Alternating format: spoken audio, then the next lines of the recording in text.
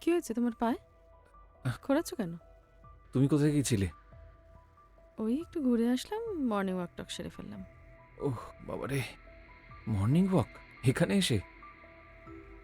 রেগুলারিটিটা maintain করতে হয়, আমি কলকাতায় করতাম। ওটা কিসের দাগ গলায়? এই যে এটা, ওই যে ওই যে ওই যে।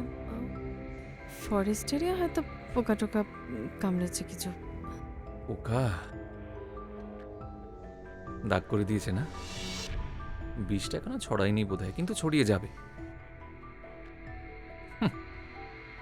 পোকা। শোনো, আমি একটু বেরোবো, আমার একটু মার্কেটিং। এই শোনো,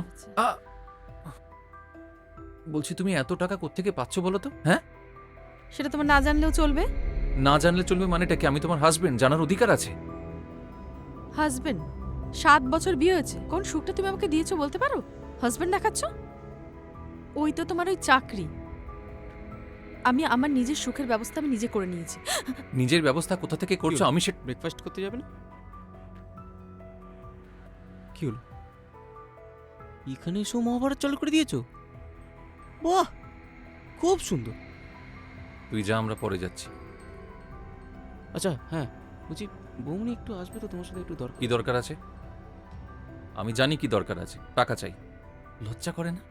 আমার ভাই হয়ে সারাক্ষণ তুই বৌমনির কাছে। আমি সারা জীবন যুধিষ্ঠির হয়ে আলু ভাতে ভাত খেয়ে কাটাবো? আমার দ্বারা সম্ভব না। রনা, কি হচ্ছেটা কি? এটা হোটেল? সকালবেলা অশুভের মতো ঝগড়া করছো? আমি ওর সাথে কথা বলছি। আচ্ছা,